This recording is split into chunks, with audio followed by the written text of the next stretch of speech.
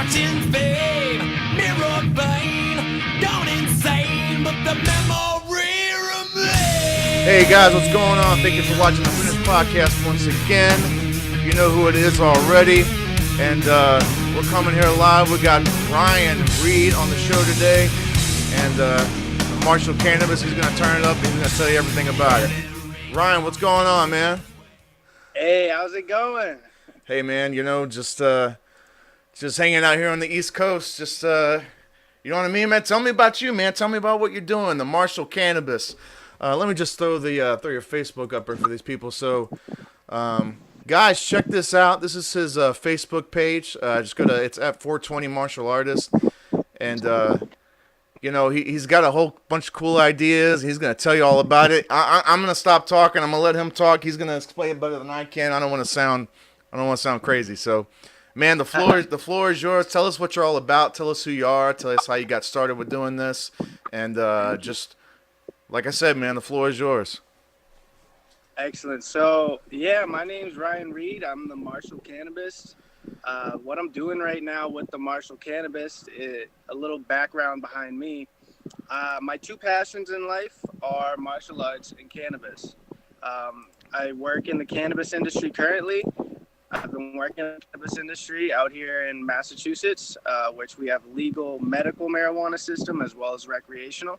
I work in the medical marijuana field. I have experience working in dispensary and certifying doctor's office. And I have 9 certificates of education and training on cannabis. What does that include, just out of curiosity? So with those certificates, I did 4 online programs. Mm-hmm. They kind of teach you about, some of them are more like an overview. You know, they teach you the history, horticulture, how to grow. They teach you how to make edibles, extracts, the different science of it, cannabinoids for THC to CBD. All right, sorry about that, guys. We're back with some technical difficulties. Ryan, let's pick up where we left off. Excellent. So yeah, like I was saying, I got a lot of these certificates of education for the cannabis industry. Okay. At the moment, there's not a lot of college programs or degrees that you can get for cannabis. So a lot of these schools are federally backed with funding. They don't have a lot of programs to be able to talking about a federally illegal drug. Mm-hmm. So what I did was, during a period of my life where I was out of work, I figured I wanted to get into an industry instead of just working regular jobs. So I needed some education on it, and I wanted to understand what I was doing before I headed into the field. So I did 4 online courses and 1 in-class course. Mm-hmm.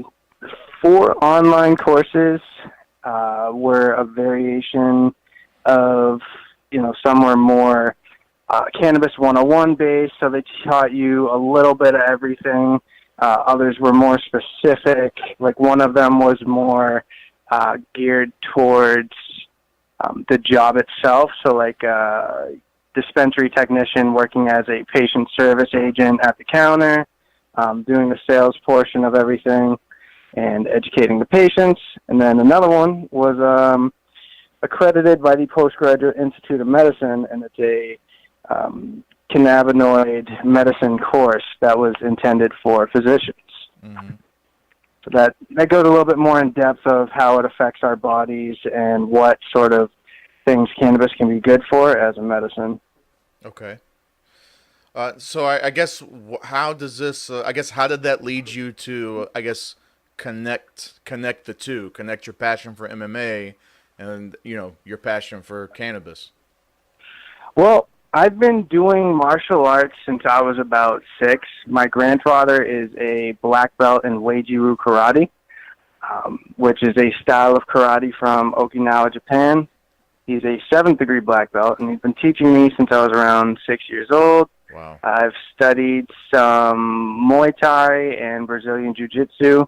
I was a wrestling captain in high school, and, I've picked up a little bit of stuff from online and books and whatnot on various other arts. Like I like to study Bruce Lee's Jeet Kune Do, a little bit of Kung Fu, and some of the traditional Asian styles of martial arts.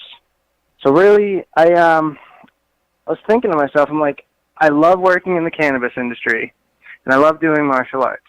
How can I combine both of my passions? And I was talking to my sister about it, and we were like, dude, like, you got to get your own thing. Like, there's so much money to be made in the cannabis industry. There's so many people to help. Sure. You know, what can you do with both of these things that you're really knowledgeable with? And I came up with the idea of wanting to educate martial artists and combat sport athletes on cannabis and how it can help them. And, Wow. That's when I came up with the Martial Cannabist idea. And the logo design, a lot of effort went into that logo design. I love the yin-yang symbol. Yeah. And obviously I had to incorporate cannabis into it somehow. So I have this necklace that I own that's a cannabis yin-yang symbol, sort of like my logo. And I picked it up at a Native American powwow. Part of my ethnicity is Wampanoag Native American. So I saw this symbol, and it kind of like called me, and that's when I knew, like, I want to use that as part of my logo. And I put the MMA gloves on it as hands kind of open, almost in a gifting position, like I'm gifting this to the world. Sure. That's I had this good friend of mine, Holly, design the logo. She's an amazing artist. She did it from scratch. I gave her the idea. I was like, here's some reference points and whatnot, and this is kind of where I want to go with it. She took it and just made this amazing logo. I got it digitalized, and that's what we ended up with today. A little sidebar note, and I can speak to some experience with this. Isn't it crazy how when you're designing like a logo for something, how it's like it's complex and simple all at the same time? Like there's a lot of time and effort that goes into something. Like the final product looks, for instance, like my logo, it looks simple enough, and at first glance you're like, oh man, that probably took them like 5 minutes, but you realize how much time it took you to make it look so like you almost kind of want it to look simple at the same time, but right. It's yeah, weird. No, I get exactly what you mean. Like you don't want it to be over complex, Yes, and you want to get that point across, like that straight point across, like, okay, like you said, you kind of want to gift in like you're gifting it to the world, and of course the MMA gloves kind of ties in your love for MMA at the same time, so it's kind of like a double, you're kind of killing two birds with one stone with that, so yeah, I totally get that. When you think of what yin-yang symbol is, it's like you've got two parts of a whole. It's the unity between two separate halves. Yeah. And there's a little bit in each. So when I thought about it, like, with cannabis and mixed martial arts, it makes sense. Cannabis and mixed martial arts has kind of been growing linearly over time, in the last 20 to 25 years or so.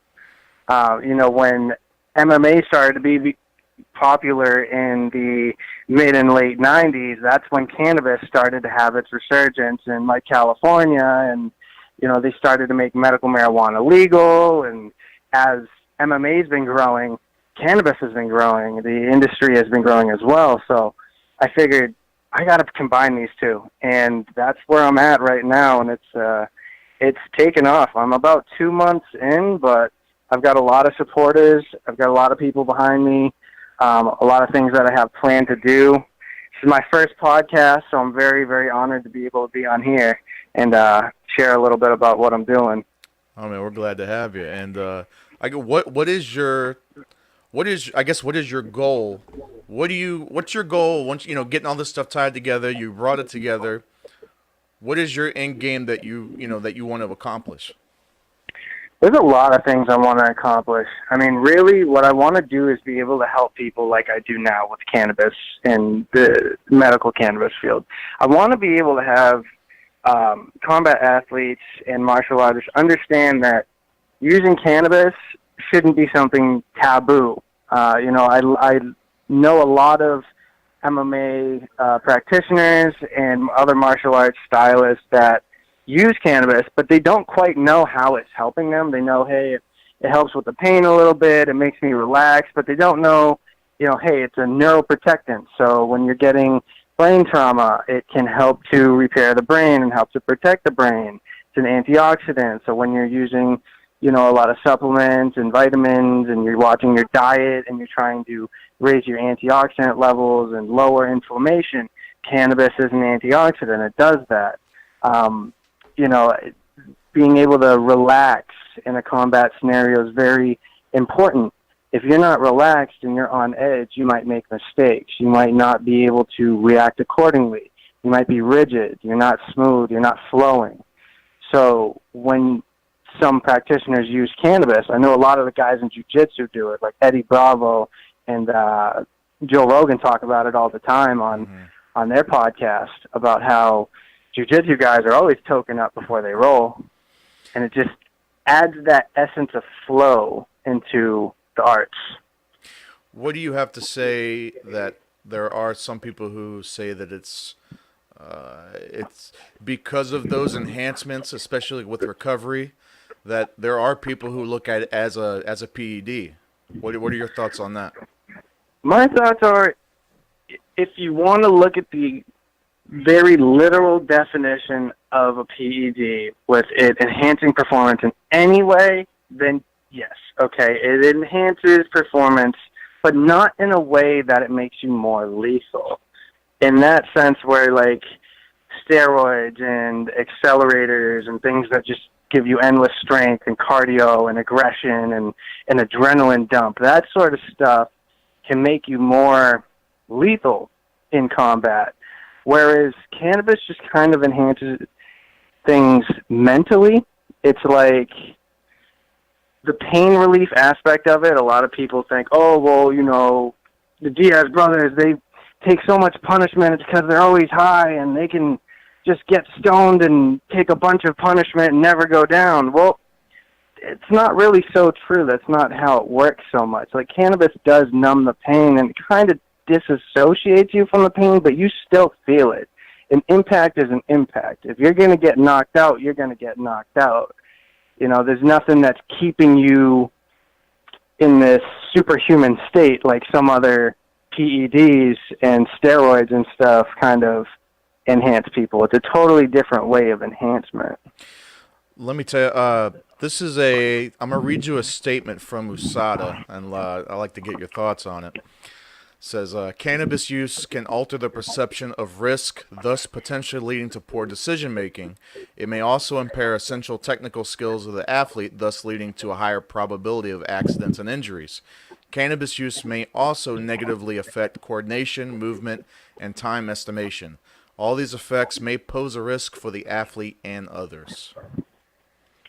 Okay, so they're taking a different approach to it. They're looking at it like it could make you slow down a little bit. It could make you more of a danger to yourself as opposed to your opponent.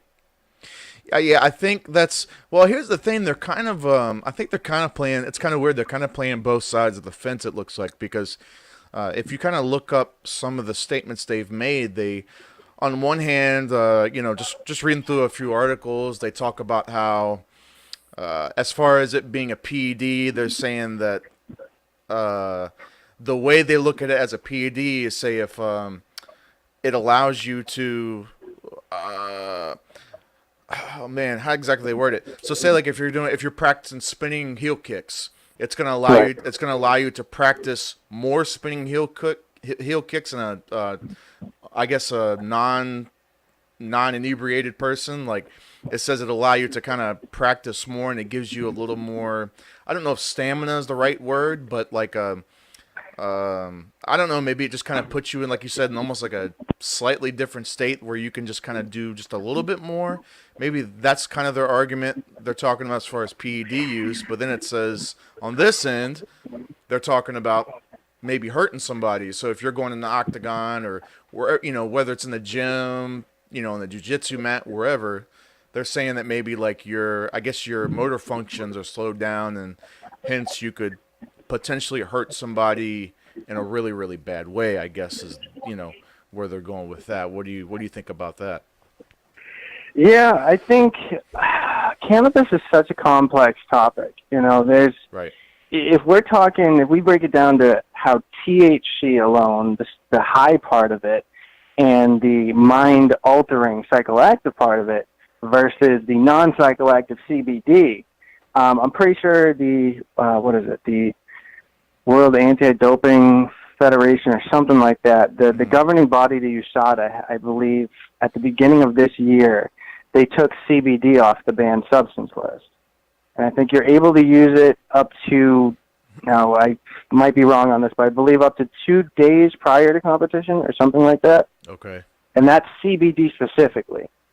Now, I think that athletes could definitely benefit from using CBD in combat or, even closer to the time of combat, but I would still say, THC, if you're going to go in there under the influence of anything in an altered mind state, sure, maybe that's not for professional sports in general. Maybe you shouldn't have anybody going in there. I wouldn't want to face somebody who's drunk or coked up or anything else. Not to say that cannabis is like that, right. But in an altered state of mind, yes, I would agree that it could be it's an enhancement for some, and it could be an impairment for others.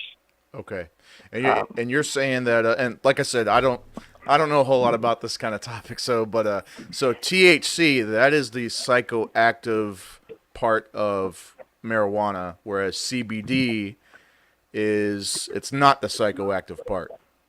Correct. Now, CBD has the most medicinal aspects. Okay. So you do hear these stories of people stopping tumors and seizures, the anti-cancer properties, and stuff like that. A lot of the miraculous stories you hear about cannabis include a good amount of CBD. But where it's not psychoactive, there's no high to it. There's no mind-altering to it.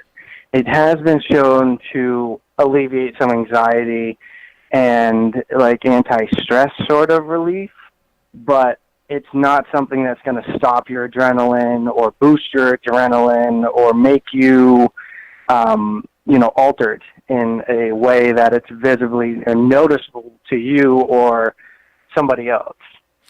You think that because of, I don't know if this is entirely the case, but you think, guys like, of course, in the Diaz brothers, a lot of people who watch MMA and know the Diaz brothers, they associate them with marijuana use. Do you think they're a huge, factor into making it more popular amongst MMA fighters, or you think it's just something that you think that there's a correlation with MMA fighters and marijuana in general? Like, do you think it's just the type of personalities that attract, someone to be an MMA fighter is, there's a lot of similarities with people that are attracted to the use of marijuana? Oh, definitely. I mean, the overlap is quite clear just by seeing some of the professional athletes that are doing it and realizing some of the names that are doing it. Like people like, say, Jake Shields or John Fitch or, even people like John Jones and like some of the elite fighters use cannabis. Right. And I think that it is the same sort of, there are these cultures that come with cannabis and martial arts. With MMA specifically, it's more of like a alternative lifestyle and a different sort of culture, as is cannabis. Sure. So yeah, there's definitely an overlap there. I do think that there is a lot of people in the big leagues that are using cannabis, and even Dana White and Joe Rogan have stated this in interviews, that, if they're to do random drug testing, which they are with USADA, they're like, pre-USADA, they had stated that about, I think, 70% of the UFC would probably get popped for cannabis. Mm-hmm. And that was something I believe that Dana White had said. And even Joe Rogan was like, a lot of these guys are using cannabis.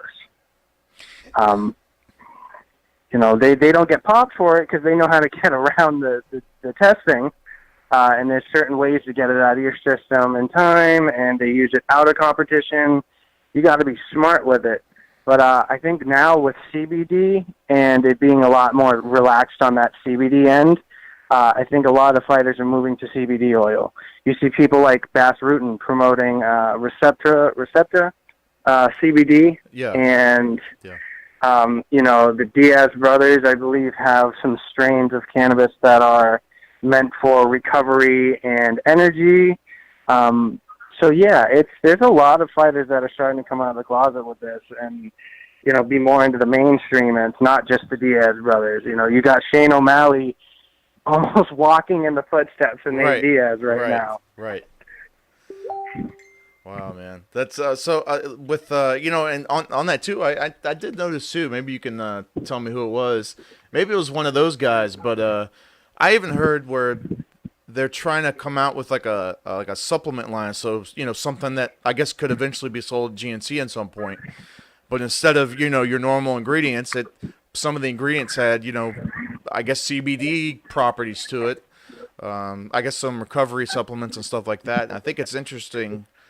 The recovery properties to it, I can definitely see why it's so sought after, especially in the MMA community, because you're constantly, especially those guys that, they're fighting 2-3 times a year, you're putting yourself through those brutal 8, 12, 16-week camps sometimes, and you're just putting all that torture and all that, punishment to your bodies. And then after you put all that, you're putting all the punishment to your bodies, and you have to go fight. Most of these guys, by the time they get to fight night, they're not 100%. Exactly. They're not 100% because, granted, I think at some point, I think there does need to be some type of altering to like some of these different camps, because so many guys get hurt and injured while they're training, and it's just you see more top stars get injured pre-fight than they do during the fight. Nah, that's for real, and I think it's the training for this, the dedication and wanting to win, drives them to train even harder. And sometimes they're training multiple times a day, almost every day a week. They're doing hard sparring 2-3 times a week. And that sort of stuff takes a toll on you. I mean, some of these guys are taking concussions and tearing ligaments and, fracturing bones before they even get in the cage for the fight. Exactly. And then you expect them to go against somebody else who's an elite level fighter, and they're looking to actually hurt you more than these guys that you're training with in the gym. Right. And you're not 100%. So having recovery, things that help aid in recovery, like cannabis and watching your diet and doing things, different therapies and stuff, it's so important to keeping a fighter's longevity and their health and vitality up. So, you told me before, and I think you posted about it a little bit. So, man, what's your big announcement that you were telling me about? So, yes, I have. This is awesome. Brandon Segraves, the 115-pound amateur champion for Caged Aggression, has just landed a major title fight against the 115 amateur pound champion in King of the Cage. Oh, wow. And he is a good friend of mine. We linked up through Facebook and social media. He actually lives, I believe, out in Illinois. I'm out here in Boston. But great amount of support from him. Wow. He's going to be walking out to the cage with the Martial Cannabist logo on the shirt, and try to get him a patch for his shorts too. That's awesome. Really looking to have a good long-term relationship with this kid, because he's entertaining as all hell. I mean, like, on the feet, he's wild, and he likes to throw a lot of crazy strikes. So he's not afraid to get hit. He'll slug it out with you. He'll taunt you. He'll do a spinning kick, but then on the ground, he's just as entertaining. He's always looking for arm bars, knee bars, take your back. He's squirrely as all hell. You know how those little guys are. Yeah, man. So I guess what's coming from you next? What can we expect coming down the pike from you? I definitely want to focus more on videos. I want to be able to do video segments, highlight fighters on my page that are, Martial Cannabist, just like me and other people that use cannabis and are training martial arts or even professional or amateur fighters. I want to be able to highlight like how it's helping them, what sort of things they use, what sort of things they do, and what training or style or arts that they're competing in, and kind of broadcast and be like, hey, look, like in the martial arts community, there's a lot of people that are using cannabis, and we should be able to bring this to the mainstream, like the Diaz brothers. Like, it shouldn't just have to be the big names that are, showcasing that cannabis is good for you and that it's okay to be a martial artist who uses cannabis. So yeah, I've got some other things, like I want to be able to do some more ebooks and blogging down the road. I do have another pod. Where can somebody get that ebook? So you can get the ebook on my website, martialcannabist.com. It's completely free. That ebook was wrote by me, completely original. It's the Martial Artist Guide to CBD. I kind of go over the pros and cons of CBD. I've got a nice little graph in there that shows you the pros and cons. And I go into each little section, like how is this going to help you with your, antioxidants, neuroprotection, pain relief, recovery, even a bone growth stimulant. CBD is actually a bone growth stimulant. So when you fracture bones and break bones and you use CBD, it's been shown in some studies to be able to upkick the enzyme that stimulates bone growth. Oh, wow. Yeah, that's HGH has that same properties. That's crazy. Yeah. Well, hey, man, I guess let's get ready to wrap this up. But, it's extremely fascinating. I just, like I said, I didn't know a whole lot about it. And, I still don't know a whole lot. But you've definitely, given me some great information. I think given the world some great information. Please, guys, check out Ryan Reed. Go to his Facebook, Martial Cannabist, and he said it's martialcannabist.com. And check him out, man. He's the real deal, and obviously, as you guys are listening, he knows what he's talking about. So check it out. Download his ebook. Check it out, man. And I think we're gonna look for bigger things from him. And like he said, look for his videos, and look for more fighters. They're bound to jump on that bandwagon. So. Like I said, man, thanks for coming on, man. It was definitely a pleasure. It was awesome to hear from you. I'd like to get you back on again. And like I said, it's just I'm sure you could probably talk for another few hours on this topic. But appreciate it, man. It was a pleasure having you on, buddy. It's been an honor coming on. Like I said, my first podcast. I'm glad that it was with you. This has been a great talk. Anybody who's listening, if they have questions about cannabis or they want to be highlighted or work with me, I'm easily accessible. You can direct message me on Facebook, hit me up on Instagram. I'm on Instagram, The Martial Cannabist. I got the YouTube up, The Martial Cannabist, and like I said, martialcannabist.com. So, all right, let's get it. All right, man. Like I said, it was a pleasure talking to you, buddy. Have a good one, man. Definitely. Have a great day. All right, buddy. Hey guys, if you enjoyed the show, please don't forget to check us out on Facebook, YouTube, Twitch, Twitter, and Instagram. Send me a message. I'm going to scroll up here like long walks on the beach. I don't know. You never know. And please, for you audiophiles out there, we're on iTunes, we're on Google Play. Don't forget to like, share, follow, and subscribe to us. Helps us out a ton.